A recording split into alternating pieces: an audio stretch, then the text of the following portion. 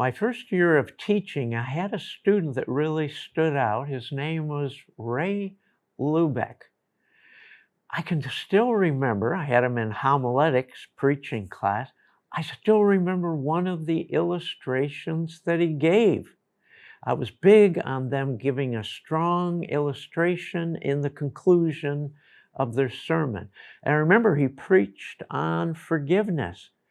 And he used the illustration of a nail in an old wooden fence post and said, when you pull that nail out, it's like forgiveness. It's gone. But there will still be an effect. There'll still be a hole left. You can be forgiven of drunkenness, but your liver might not be as strong as it used to be. I followed him as he went to seminary, etc., went into ministry, and later I connected with him to hire him as a teacher. I think students would remember him most as the faculty member who influenced future Bible scholars. He had that effect. Those kind of students moved towards him and were greatly encouraged to move on, take on further studies, and have the kind of mind and ability that their mentor, Ray, had. Part of the difficulty of having a great teacher like Ray is people want to steal him. So I would always tell the teachers, this is in another video, if anybody comes wanting to hire you, I'll tell them why I don't want to lose you, and I'll tell them everything about you and why you are good. And I hope you don't succeed in getting him, but if you do, he's good. When I would do that, of course, faculty weren't worried about telling me that somebody was after them and they were considering it. But he was one of those that I said, I can't lose this teacher.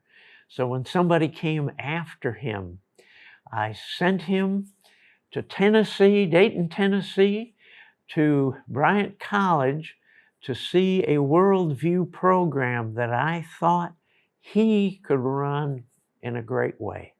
And then I said, Ray, gather your 6 best students. I want to fly you all out, see that program, and then come back and tell me whether this is something that Multnomah should do. And of course, what I was hoping is that 6 students would then be on my side and say, Ray, you can't leave. We have to do this. And of course, they did, and he stayed.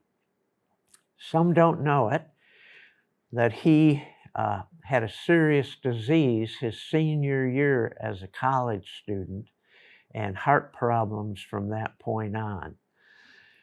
About 15 years before the end of his teaching career, I was in the hospital all night with Tamara, his wife.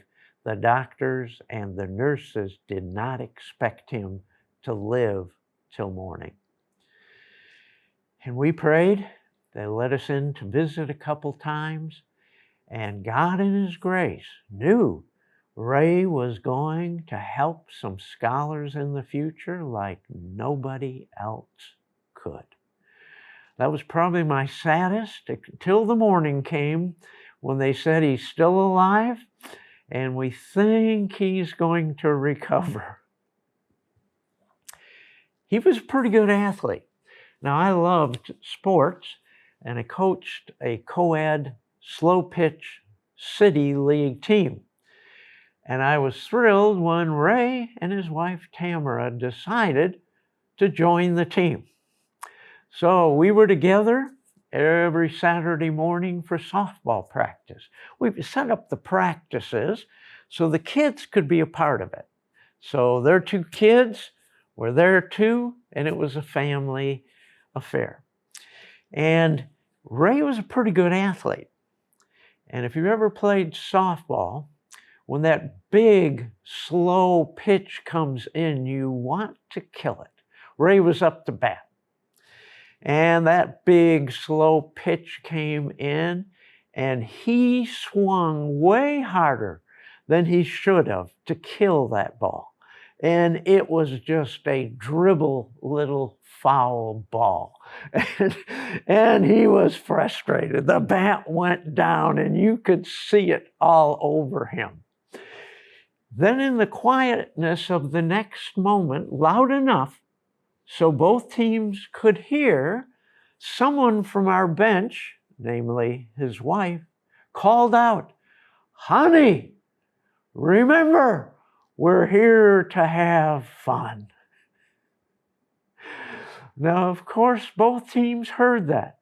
So every time he would come to bat, "Honey," it wasn't his wife, "Honey, remember, we're here to have fun." And we did. I am thankful for that particular man. I had a chance to have lunch with him not too many weeks before he died, and watching him from student to one of our best teachers ever that created the next generation of teachers, I say, praise God when He gives you a man like Ray.